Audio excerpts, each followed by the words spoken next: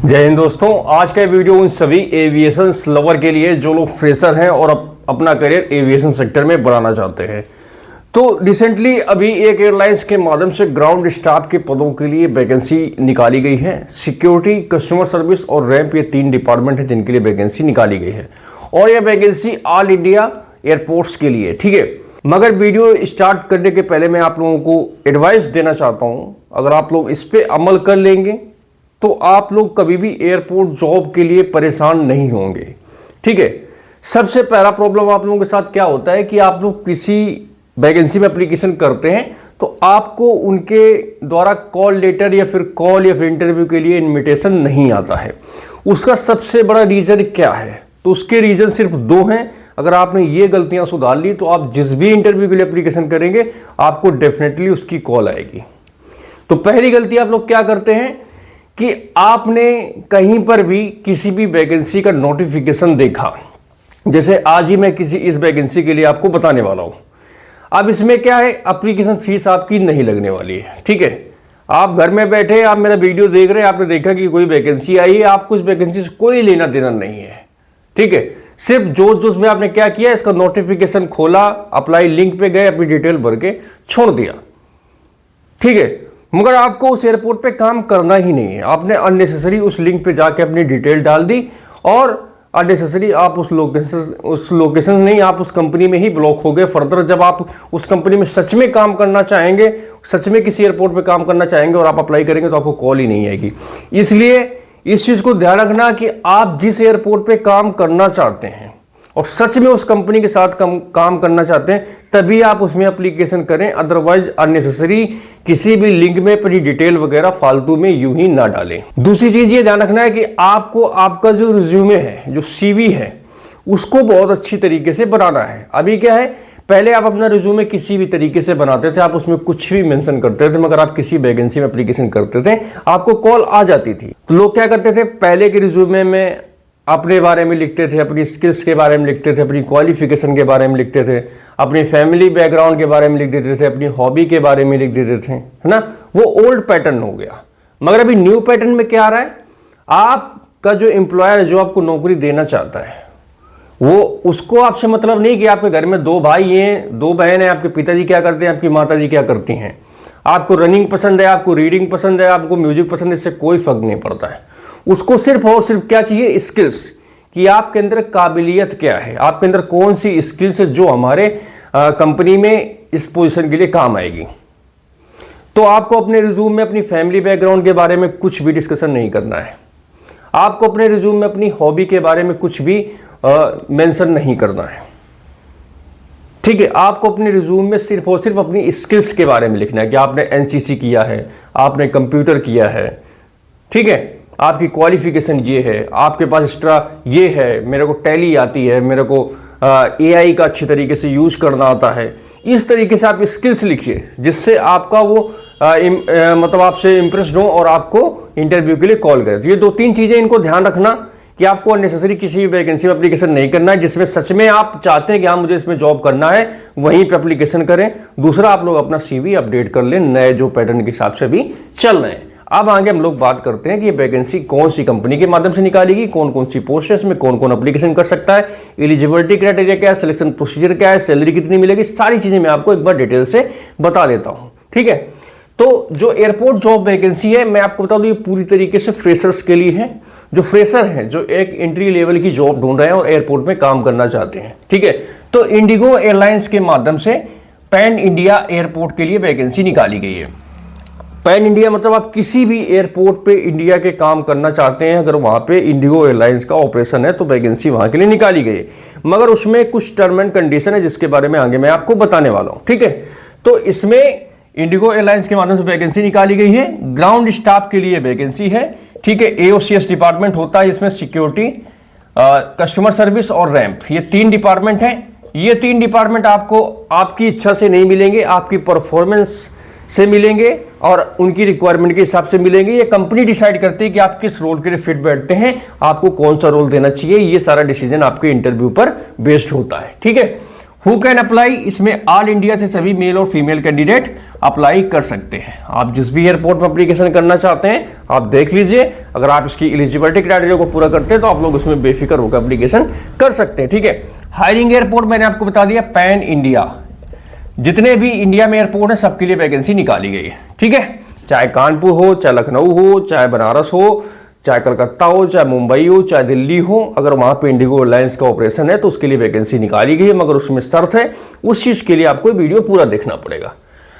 ठीक है, how to apply, इसमें ऑनलाइन माध्यम से आप एप्लीकेशन कर सकते हैं, ऑफलाइन माध्यम से इसमें कोई फॉर्म स्वीकार नहीं किया जाएगा और इसमें आपको कोई भी फीस नहीं पड़ेगा। ध्यान रखना, इंडिगो एयरलाइंस जो आपका सिलेक्शन करती है वो आपकी परफॉर्मेंस और स्किल्स के बिहाफ पर करती है। इसमें कोई दूसरा कारक नहीं है जो आपको नौकरी दिलवा सके। अगर आप सोचें कि आप किसी को पैसा दे दें या आप किसी दलाल को पैसा दे दें या आप किसी कंसल्टेंसी के चक्कर में आ जाएं, ठीक है, इंडिगो एयरलाइंस में कोई भी पैसा नहीं लगता है। इसमें आपकी स्किल्स लगती है कि आप काबिल हैं तो ही आपको इसमें जॉब मिलेगी। ठीक है, आ जाएंगे 2-4 लोग अभी नीचे कमेंट करने की नहीं मैंने देखा जुगाड़ वालों का काम होता है, तो ये सब फालतू की चीज़ है, तुम तो कुछ कर नहीं पाए तो इसलिए लगता है। सारे फ्रेशर जो होते हैं विदाउट लिंक सिर्फ स्किल बेस पे सिलेक्शन होता है। और इसके अलावा ध्यान रखना, अभी मार्केट में 2-3 सर्टिफिकेट है जिनके नाम पर बहुत लूट मची है। एक एविएशन सर्टिफिकेट, ठीक है, एक आईटा सर्टिफिकेट, एक सीएससी सर्टिफिकेट, ये सब फ्रॉड है, इनका कोई काम नहीं होता। इनके चक्कर में आप लोग पढ़ के अपना समय और पैसा बर्बाद मत करना। ठीक है, इनका कहीं पर भी यूज नहीं होगा, इस चीज को बिल्कुल क्लियरली मैं मेंशन कर दे रहा हूँ। ये बिल्कुल बकवास है, आपको पागल बनाने की चीजें, आप परेशान होंगे, आपका पैसा बर्बाद होगा, समय बर्बाद होगा, बाद में आप मेंटली डिस्टर्ब होंगे। कोशिश करिए आपको किसी दलाल के चक्कर में नहीं पड़ना है। मैं जो आपको बताता हूं आपको वो चीजें फॉलो करना है। आपका 1 रुपया कहीं पर भी नहीं लगेगा। अगर आप काबिल हो जाएंगे तो आपको जॉब तुरंत मिल जाएगी। ठीक है, सिलेक्शन प्रोसीजर की बात करें तो इसमें आपका असेसमेंट होगा। असेसमेंट आपका मैथमेटिकल, स्पीच और रिटन। मतलब क्या हुआ, तो जब आप इसमें एप्लीकेशन करते हैं तो अगर आपका रिज्यूम फिट है, आपकी क्वालिफिकेशन फिट है, तब आपको एक मैसेज आपके मोबाइल नंबर पर ईमेल के माध्यम से भेजा जाता है। ठीक है, जिसमें एक लिंक होता है, उसमें आपको टोटल 14 क्वेश्चन मिलेंगे, जिसमें आपको 25 मिनट का समय दिया जाएगा, जिसमें 10 क्वेश्चन आपके मैथमेटिक्स के रहेंगे, बिल्कुल ईजी से मल्टीपल टाइप के क्वेश्चन रहते हैं। ठीक है, वो टिक मार्क के रहते हैं, 4 ऑप्शन होते हैं, क्वेश्चन होता है नॉर्मल सा, बिल्कुल आपको ये करना है। उसका 2 स्पीच असेसमेंट, इसमें आपको कोई टॉपिक मिलेगा जैसे एजुकेशन, उसमें आपको बोलना है, वो जैसे आप ऑन करेंगे उसमें रिकॉर्डिंग ऑन हो जाएगी, आपको अभी एजुकेशन में बोलना है, 200-300 वर्ड बोलना है। मतलब ये आपका स्पीकिंग, आपको इंग्लिश आती है कि नहीं आती उसको चेक करने के लिए ये वाला किया जाता है। जब आपका स्पीच हो जाएगा फिर उसके बाद रिटन, जैसे आपका वो माइक बंद हो जाएगा फिर आपको एक अगला कॉलम आ जाएगा, उसमें आपको टाइप करना है फटाफट। जैसे आप कोई टॉपिक मिल जाएगा, उसमें मिलेगा ग्लोबल वार्मिंग, आपको ग्लोबल वार्मिंग में थोड़ा ऐसे टाइप का लिखना है कि ग्लोबल वार्मिंग क्या है, इससे क्या इफेक्ट होता है, क्या क्या मतलब इससे हानियां हैं, सारी चीजें आपको उसमें लिखना है।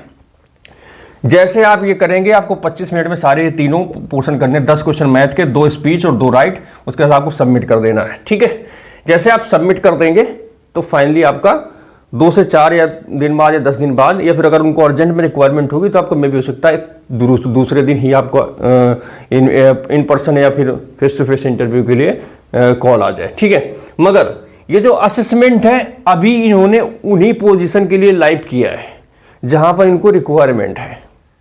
जहां पर रिक्वायरमेंट नहीं, अगर आप एप्लीकेशन करेंगे तो आपकी प्रोफाइल को स्टैंड बाय करके छोड़ देंगे। जैसे अगर इनको अगर अभी लखनऊ में, जैसे आपने एप्लीकेशन कर दिया लखनऊ के लिए, तो इनको अगर लखनऊ में रिक्वायरमेंट है तो ही आपको असेसमेंट तुरंत करवाएंगे, अदरवाइज आपको स्टैंड बाय छोड़ देंगे। इनको अगर दिल्ली में रिक्वायरमेंट है तो दिल्ली का असेसमेंट पहले करवा देंगे, लखनऊ वालों को बाद में करवाएंगे जब लखनऊ में रिक्वायरमेंट होगी। समझ गए ना, मतलब जहां पे इनको जरूरत होगी उनका असेसमेंट ये पहले करवा रहे हैं, उनका इंटरव्यू ये पहले करवा रहे हैं। अदरवाइज सभी कैंडिडेट को स्टैंड बाय रखेंगे, जब इनको रिक्वायरमेंट होगी आपको कॉल करेंगे, मैसेज करेंगे, जो भी होगा आपका असेसमेंट करवाएंगे, उसके बाद इन पर्सन इंटरव्यू करवाएंगे, देन आपकी ज्वाइनिंग होगी। ठीक है, तो इस प्रकार से इनका सारा कुछ होने वाला है।